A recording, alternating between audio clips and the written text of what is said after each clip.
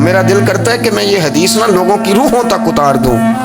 حضور فرماتے ہیں میں نے جس کے سامنے دین پیش کیا اس نے دلیل مانگی، وہ بھی کوئی اپنا ہے جو اپنوں سے دلیلیں مانگے، وضاحتیں مانگے، یہ کیسے تھا تو وہ کیسے تھا تو یہ چیز کدھر سے آئی تو وہ کدھر گئی۔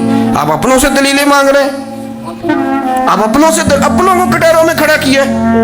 حضور یہ نہیں فرماتے کہ دلیل تھی کوئی نہیں، فرمایا جس نے مانگی میں نے دی دلیل، اور لوگ دلیل دیکھ کے مسلمان ہوئے۔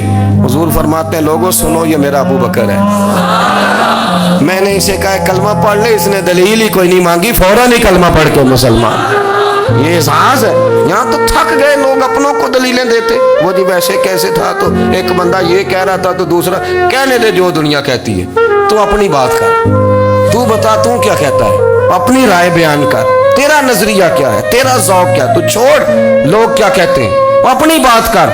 اگر ابو بکر صدیق لوگوں کے کہنوں پہ چلتے تو مکہ تو سارا کچھ اور کہہ رہا تھا، اس وقت تو کچھ تھا ہی نہیں جو کہتا کہ نہیں تو ٹھیک چل رہا ہے، دنیا ساری کچھ اور کہہ رہی تھی، لیکن صدیق اکبر کہہ رہے تھے نہیں نہیں، سچ وہ ہے جو مدینے والے رسول فرماتے ہیں، سچ وہ ہے جو میرے آقا نے فرمایا۔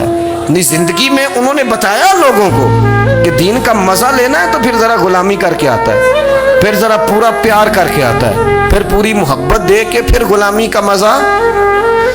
حضرت اسماء بنت ابی بکر صدیق فرماتی ہیں کہ نبی پاک صلی اللہ تعالی علیہ وسلم نا حرم شریف میں داخل ہوئے، ایام مکہ میں، مکے کے دن تھے، حضور حرم مکہ میں داخل ہوئے، کافروں نے ابو جہل نے پہلے سے سازش کی ہوئی تھی۔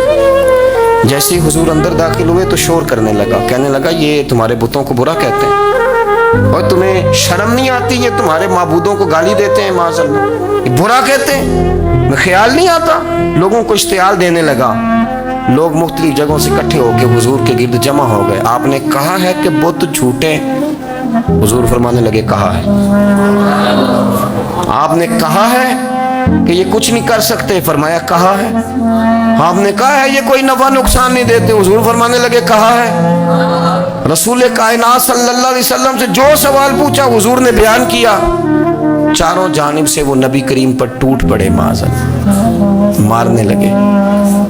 حضرت صدیق اکبر گھر میں بیٹھے کھانا کھا رہے تھے، کسی نے کہا ابو بکر وہ تو حرم میں حضور کو مار رہے ہیں، نہ سر پہ ٹوپی نہ پیروں میں جوتا۔ ابو بکر دوڑے، سر پٹ دوڑے، بھاگے، حضور زمین پہ لیٹے ہوئے تھے، وہ تکلیف دے رہے تھے۔ حضرت صدیق اکبر نے 2 کو پکڑ کے ادھر پھینکا، 4 کو ادھر پھینکا، 5 کو ادھر پھینکا، ایک جملہ بار بار زبان سے کہتے ظالمو انہیں مارتے ہو جو تمہاری نجات کا سامان لے کے آئے، انہیں تکلیف دیتے ہو جو کہتے ہیں اللہ میرا رب ہے، انہیں مارتے ہو، شرم نہیں آتی۔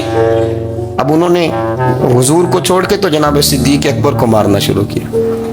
حضرت صدیق اکبر، عقبہ بن ابی معیط، عتبہ عتیبہ ان کے ہاتھوں میں جوتے تھے۔ آج کل جوتے وہ نہیں ہوتے جو زمانے میں تھے، جوتا ہوتا تھا لکڑی کا، کھڑاؤں کہتے تھے، وہ جوتے پکڑ لیے اور جناب صدیق اکبر کے سر پہ مارنے شروع کیے۔ سر پہ جوتے لگ رہے ہیں، لگتے جا رہے ہیں، خون بہتا جا رہا ہے۔ حضرت صدیق اکبر نے بازو کھولے ہوئے بے ہوش ہو کے گرے۔ حضرت اسماء کہتی ہیں میرے والد کو لوگ گھر لائے تو سر بھی سارا لہو سے بھرا ہوا تھا، چہرہ بھی سارا لہو سے بھرا ہوا تھا۔ عشق تے اگ دوویں ایک برابر، عشق تے اگ دوویں، عشق تے اگ دوویں ایک برابر، پر عشق دا سیک بدھیرا، اگ تے ساڑے ککھ تے کانے، عشق ساڑے تن میرا، اگ دا دارو می تے پانی، کوئی دسے ہاں پلا عشق دا دارو کیڑا، سجنا اتھے کچھ نہیں بچتا جتھے عشق ہوراں دا ڈیرا۔ حضرت صدیق اکبر کو گھر لائے تو لہو لہان ہے سارا وجود، خون بہ رہا۔ جناب اسماء کہتی ہے میں نے سر پہ ہاتھ رکھا، دیکھوں کہاں کہاں میرے والد کو، میں رو رہی ہوں، میں نے سر پہ ہاتھ رکھا تو کہتی ہیں بال بھی میرے ہاتھ میں آ گئے اور سر سے چمڑی بھی اتر کے میرے ہاتھ میں آ گئی، گوشت بھی سر سے اترنے لگا، سارا سر ان کا مار مار کے انہوں نے نازک بنا دیا، نرم کر دیا۔ آپ فرماتی ہیں وہ بے ہوش تھے، ہم ان کے منہ میں دودھ ڈالتے تھے، لیکن وہ جب بھی آنکھ کھولتے تھے تو زبان پر ایک ہی لفظ تھا، ظالمو انہیں مارتے ہو جو تمہیں کہتے ہیں میں اللہ کا رسول بن کے آیا، انہیں مارتے ہو۔ اس ترتیب سے رسول اللہ کی غلامی کی اس رنگ میں نبی پاک سے پیار کیا، نبی پاک کے حصے کے زخم اپنے سینے اور دل پر برداشت کیے۔ اس لیے تو میرے کریم نے فرمایا تھا، لوگوں سن لو، میرے ساتھ جس نے بھی نیکی کی میں نے بدلہ دے دیا۔ میں نے ابو بکر کو نہیں دیا، میں ابو بکر کا ہاتھ پکڑ کے اللہ کی بارگاہ میں لے جاؤں گا، میں کہوں گا مالک اس نے بڑی نیکیاں کی ہیں، تو ہی اسے اجر عطا فرما۔ میں لے کے جاؤں گا، کہوں گا اے اللہ تو دے اسے اجر، اس نے بڑی نیکی کی، اس نے بڑا پیار کیا، اس نے میرے ساتھ بڑی محبت کی، اس نے بڑی غلامی